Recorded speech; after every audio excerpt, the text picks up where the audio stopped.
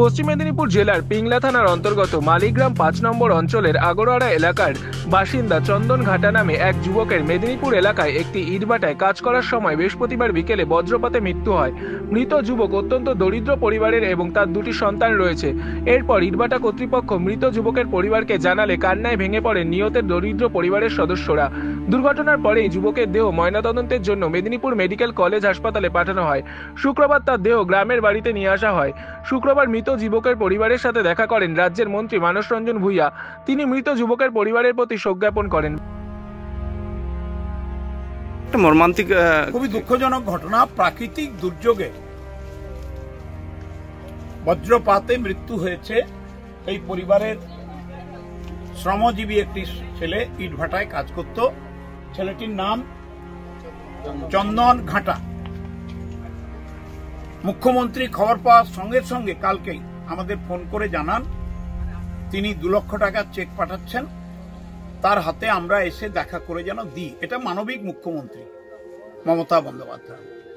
আমার সঙ্গে এসডিও সাহেব এসছেন, বিডিও সাহেব এসছেন, ওসি সাহেব এসছেন, আমার নেতা সব্রতী সাহেব এসছেন, জেলা পরিষদের মেম্বার, পঞ্চায়েত সমিতির সভাপতি নিমাই সিং এসছেন, কর্মাধ্যক্ষ এসছেন।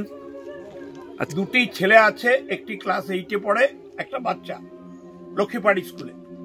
আমার প্রতিনিধি বাদল বাবু আছেন, সব্রতী বাবুর সঙ্গে নিমাই সিং এর সঙ্গে যোগাযোগ রক্ষা করে বিডিও এসডিওর সঙ্গে কথা বলে ওসি সাহেবও দেখবেন ছেলেটার দুটো ছেলের যাতে পড়ার কোনো কষ্ট না হয়, আমরা এটা দেখব।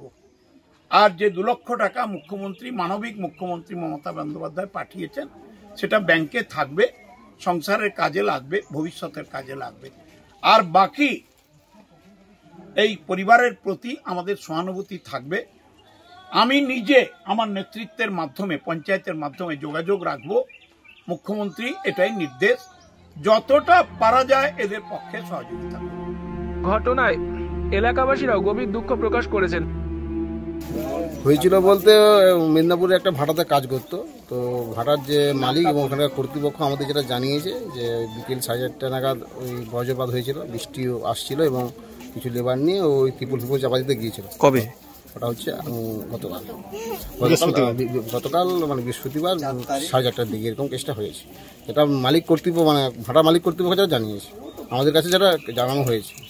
তো বজ্রপাতের ফলে কি কানে হেডফোন নাকি ফোন ছিল বলছে, তো ওখান থেকেই ওখানে সেন্সলেস হয়ে যায়। আর ওখান থেকে মেদিনীপুরে একটা স্থানীয় নার্সিংহোমে অ্যাডমিট করা হয়। তো ওখানে ডক্টর বলেন যে উনি এক্সপায়ার করে গেছে। বাড়ি নিয়ে চলে এসছেন? না, এখনো বাড়ি নিয়ে আসেনি, এখনো পোস্টমর্টমের জন্য মেদিনীপুর হসপিটালে আসে। কে এসেছিলেন এখন এসেছিলেন আমাদের স্থানীয় যে বিধায়ক মানস মিয়া, উনি এসেছিলেন এবং আমাদের বিডিও সাহেব এসেছিলেন এবং আমাদের স্থানীয় পঞ্চায়েত সদস্য ওনারা ছিলেন। মর্মান্তিক এই দুর্ঘটনায় শোকের ছায়া নেমে এসেছে এলাকায়। পিংলা থেকে নিজস্ব প্রতিনিধি রিপোর্ট, এনএম নিউজ। আরও খবরের আপডেট পেতে সাবস্ক্রাইব করুন আমাদের ইউটিউব চ্যানেলটি আর বেল আইকনে ক্লিক করুন নোটিফিকেশনস পেতে।